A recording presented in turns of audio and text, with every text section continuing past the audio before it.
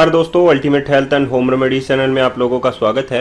Hair transplant के बाद घने बाल कैसे आते हैं, जानिए एक्सपर्ट्स की राय। दोस्तों, बहुत सारे डॉक्टर्स जो हैं वो ट्रांसप्लांट कर देते हैं, लेकिन जो ट्रांसप्लांट वो लोग करते हैं उनसे बाल घने नहीं आते हैं।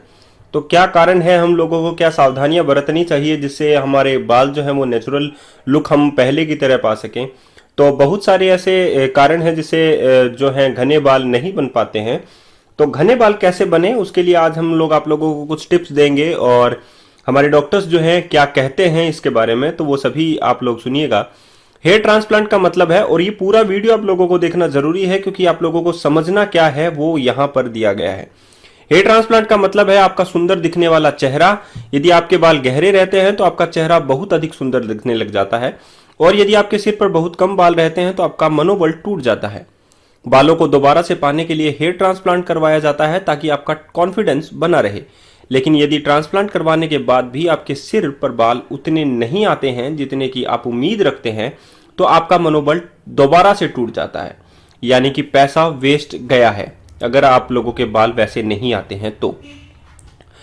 अब बात करते हैं कि हेयर ट्रांसप्लांट का मतलब सिर्फ सर्जरी से ही नहीं होता, बल्कि आपको कौन कौन सी दवाइयां उसके बाद लेनी होती हैं, आपका क्या डाइट चार्ट रहता है, आपका क्या लाइफस्टाइल रहता है, ये सब बातें आपको बताई जाती हैं डॉक्टर्स के द्वारा। लेकिन बहुत सारे डॉक्टर्स नहीं बताते हैं। लेकिन बहुत से डॉक्टर्स ये बात आप लोगों को छुपा लेते हैं, या उन्हें टाइम नहीं मिलता, या कुछ और रीजन होता है, मुझे नहीं पता। ट्रांसप्लांट करवाने वाले पूरा विश्वास डॉक्टर पर करते हैं। आप लोग पूरा विश्वास डॉक्टर पर करते हैं कि हमारा नेचुरल लुक आ जाना चाहिए। लेकिन जब बाल अच्छे से नहीं आते हैं तो उनका विश्वास उस डॉक्टर से नहीं बल्कि सभी के सभी ट्रांसप्लांट सर्जन से हट जाता है, या मनोबल उनका टूट जाता है। जबकि ऐसा नहीं होता। सारे डॉक्टर एक जैसे नहीं होते, आप लोगों को भी पता है। आप लोग बाहर से कोई कपड़ा खरीदते हैं तो दो कपड़ों के अंदर ही डिफरेंस आप लोगों को मालूम हो जाता है कि एक तो ब्रांडेड कोई कपड़ा होता है और एक कोई जो है ब्रांडेड नहीं होता, तो उनमें क्या फर्क होता है। तो वैसे ही डॉक्टर्स में भी फर्क होता है कि एक एक्सपीरियंस डॉक्टर और एक विदाउट एक्सपीरियंस डॉक्टर में क्या फर्क होता है। आप लोग देखिएगा और पूरा समझिएगा कि आप लोगों को समझना क्या जरूरी है। आप लोगों को पैसा वेस्ट नहीं होना चाहिए आप लोगों का। बहुत से डॉक्टर तो सिर्फ ट्रांसप्लांट करते हैं, इस बात से उनको कोई मतलब नहीं होता कि बाल आएंगे भी या नहीं। बहुत से डॉक्टर्स के पास वो एक्सपीरियंस नहीं होता कि कौन कौन से बाल कहां लगाने हैं, इसीलिए बाल गहरे नहीं होते और कभी कभी तो बाल आते ही नहीं है। तो दोस्तों, मैं सिर्फ आप लोगों को इतना कहना चाहता हूं कि एक्चुअल में जो टिप्स हैं वो आप लोगों को दी जाती हैं कि आप लोगों का नेचुरल लुक कैसे आएगा, वो डॉक्टर्स पे ही डिपेंड करता है। लेकिन आप लोग गलत राय में या सस्ते के चक्कर में आकर 20 रुपए पर ग्राफ्ट के हिसाब से दे देते हैं, या 15 रुपए भी कर देते हैं। बहुत सारे डॉक्टर्स हैं तो बहुत सारे 30 रुपए भी कर देते हैं। लेकिन एक स्टैंडर्ड रेट होती है जो डॉक्टर क्वालिटी में कॉम्प्रोमाइज नहीं करता, आप लोगों की क्वालिटी सुधारता है, आप लोगों से उतना ही वो पैसा लेता है क्योंकि वो उस चीज को मेंटेन करके चलता है। इसीलिए मैं बोलता हूं कि अगर आप लोगों को थोड़े हिस्से में बाल लगवा लीजिए, लेकिन कम से कम वो बाल आए, आप लोगों का लुक जो है वो नेचुरल दिखने लगे। इसीलिए मैंने हमेशा किस डॉक्टर को रिकमेंड किया है वो आप लोग जानते हैं, और मैं आज भी उन्हीं का नाम लूंगा क्योंकि मैं जानता हूं उनके रिजल्ट्स कैसे हैं, मैं जानता हूं कि वो कैसे हैं। ट्रांसप्लांट के बाद बाल कैसे बढ़ते हैं उसके लिए कुछ टिप्स हैं जो आप लोगों को अपनानी होती हैं। 1 से 6 दिन तक जो होती है, पहले मैं बता देता हूं कि प्रोसीजर क्या होता है ट्रांसप्लांट के बाद। 1 से 6 दिन जो होते हैं, सर्जरी के वेट स्पॉट्स थोड़े उभरने लगते हैं, रेडनेस दिखने लगती है स्कैल्प के ऊपर। 10 से 14 दिन बाद आप लोगों को ट्रांसप्लांट के बाद स्पॉट मिटने लगते हैं और बालों की शेडिंग जो है वो आने लगती है। 1 से 3 महीने में आप लोगों के छोटे छोटे बाल स्कैल्प पर दिखने लगते हैं, लेकिन महीन होते हैं। 5 से 6 महीने बाद नए बाल निकलने लगते हैं और 2 से 3 इंच तक वो लंबाई के साथ बढ़ने लगते हैं। 8 से 10 महीने बाद बालों की मोटाई और गहराई बढ़ने लगती है, लेकिन डिपेंड करता है कि वो आप लोगों का जो हेयर फॉलिकल्स है, जो पीछे से निकाला गया है डोनर एरिया से और आगे फ्रंट एरिया में लगाया गया है, वो जो फॉलिकल्स है वो कितना मजबूत है, वो डिपेंड करता है सिर्फ डॉक्टर की टेस्टिंग पर। और अगर वो डॉक्टर की टेस्टिंग सही नहीं होती है तो ये 8 से 10 महीने के अंदर जो बाल मोटाई और गहराई बढ़ती है वो 5 से 6 महीने के अंदर ही जो है समाप्त हो जाती है, या हम लोग कहें कि वो 2 या 3 इंच तक बढ़कर बाल समाप्त हो जाते हैं या फिर से झड़ने लग जाते हैं। 1 साल के बाद जो है सही रिजल्ट्स आप लोगों को देखने को मिलते हैं और वो गहरे रिजल्ट्स आप लोगों को मिलते हैं।